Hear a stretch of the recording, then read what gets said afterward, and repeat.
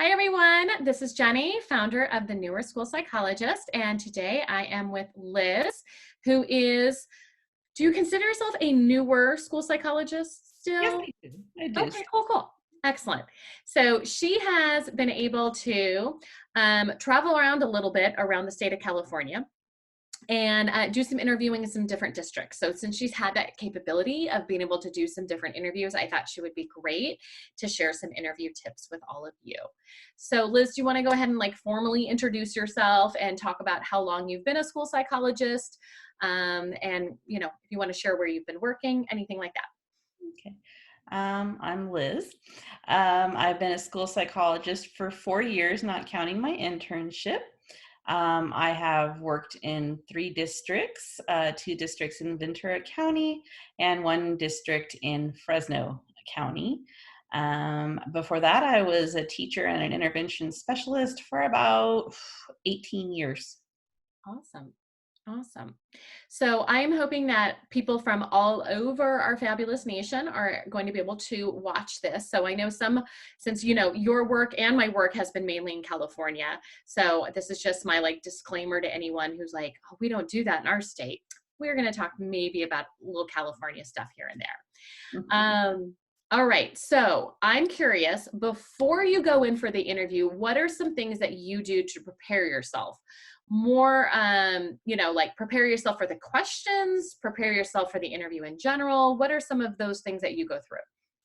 I think the first thing I do is I go look at the school district's website. And I get a feel for how many schools they have. Do they have K-5? Do they have separate junior highs, 6th through 8th grade? What programs they have? Do they have their own in-house special day classes? And then do they have low incidence programs? So that I can kind of speak to some of those areas, because if I know a district has, say, a deaf and hard of hearing program, and I may not know a lot about that type of assessment, I might want to kind of look into that and have some understanding.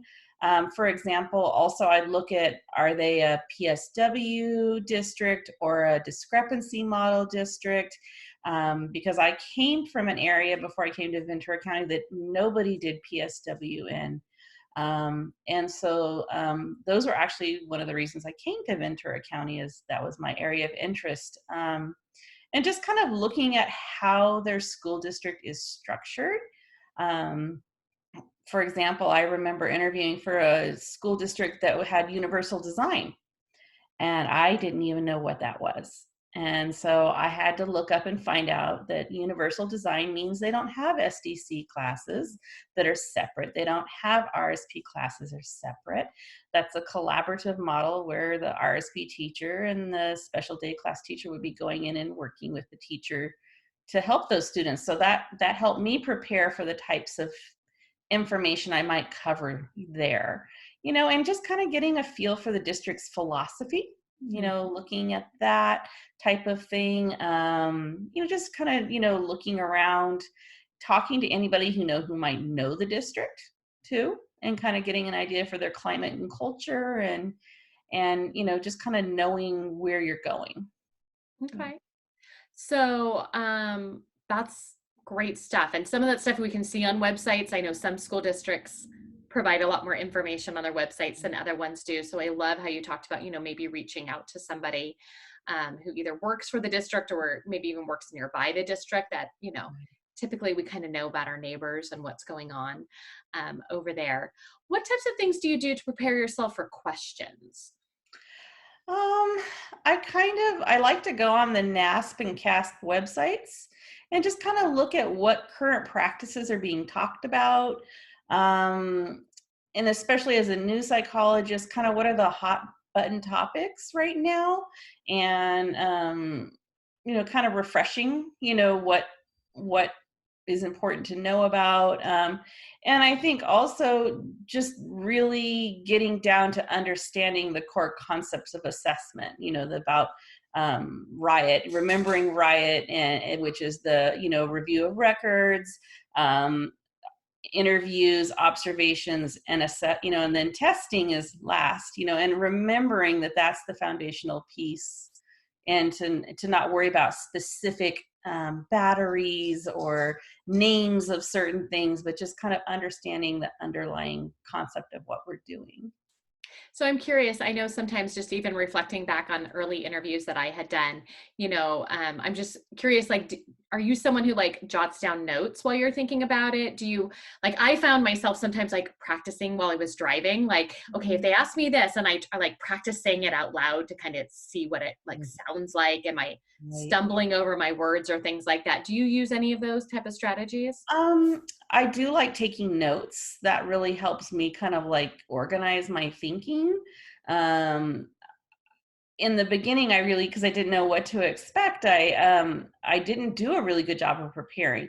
But as I kind of learned and figured it out, I found that if I kind of like, okay, they're going to get asked some assessment questions. So, what are some foundational pieces, and how would I talk about that? And I kind of plan out with bullets, about what are the important things I want to get across. Hmm. Because when I didn't do that, I would just talk, talk, talk, talk, talk, instead of just being very concise. And I think one of the biggest things to plan for is when they ask you, tell me about yourself, is what are the most important things you want them to hear, and how you can do that in a concise way that isn't too much information and not rambling but organized. And I think that's probably the first thing I would do as a new psychologist, is really tighten up how you want to talk about yourself Hmm. and your you know I know that a lot of people get nervous before interviews. So, what types of things do you do to help yourself before going into an interview? Are you doing mindfulness practices? What are you doing? do a lot of self-talk and reminders. I remind myself that I'm not expected to have the answer to everything, that it's okay to say, I don't know, but I know where to get that information, and kind of remind yourself that these are all human beings, and we're all here together. And I also tend to be an over talker. So I've kind of with a strategy so I don't over talk. So I might remind myself, okay, you need to count to 2 before you respond, so that you can give yourself a minute to gather, and just give yourself grace that it's going to be um, scary the first couple times, you know. Yeah. And I think, from the other side of the table, people expect people to be nervous, right? Like, Right, this right, is an important, new venture for somebody. These are important decisions that are being made. So, right, right. so I'm curious, you've gotten to do some different interviews in different districts. Are there kind of typical questions you mentioned, you're going to be asked about assessment. Right. And definitely in California, that's a huge emphasis in our state here. Um, Yeah. and you talked about, tell me a little bit about yourself. I know that sometimes they'll say, can you bring your resume to life or something like that? Mhm, What are mhm. the kind of questions, like if you had to interview for a different district, at this time, what types of things would you kind of prepare yourself for? Um, being able to talk about what represents a legally defensible report. Mhm. I think that's a really good piece to be knowledgeable about, given that be prepared to talk about child find.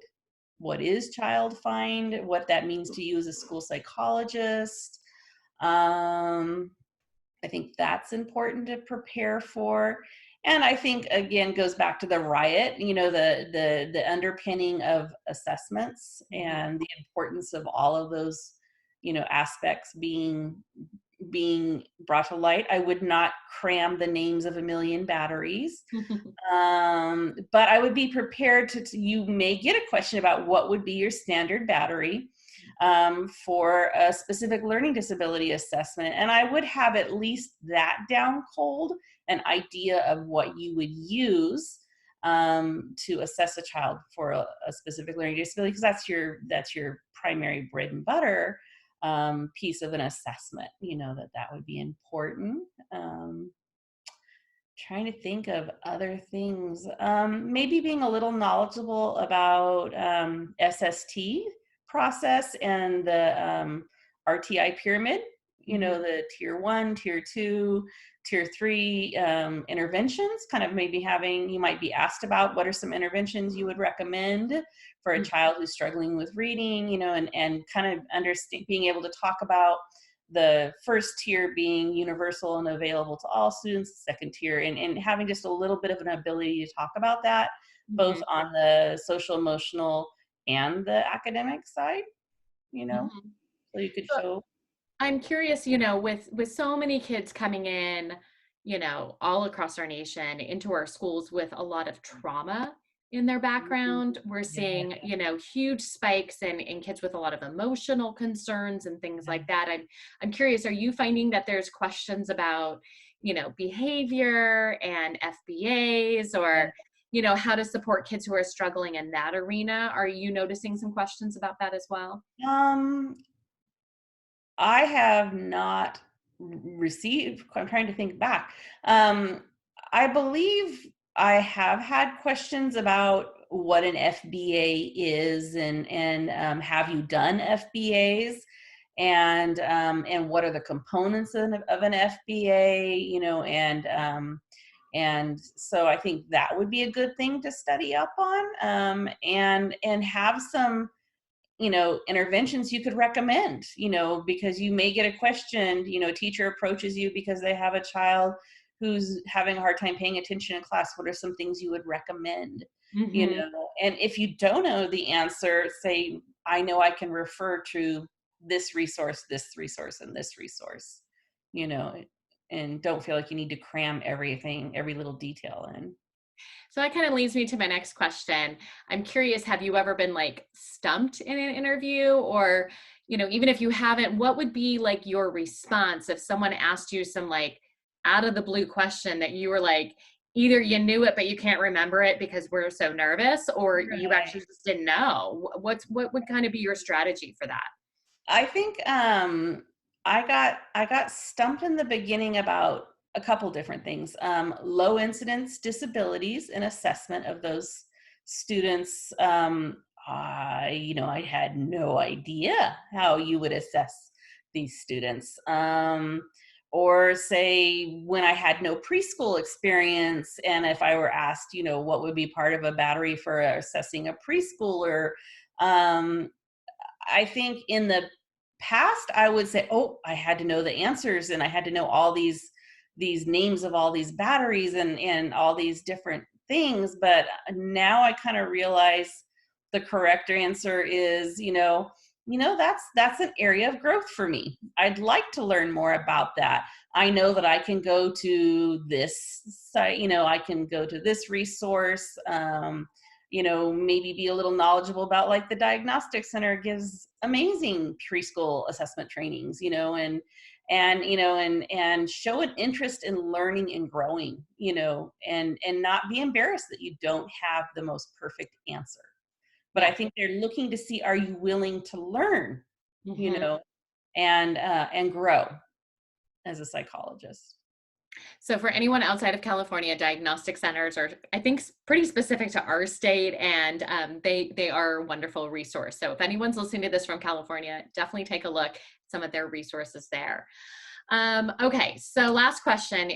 Any tips you would have for someone who's interviewing in the next couple months for a school psych position? I think the biggest tip is to use active listening.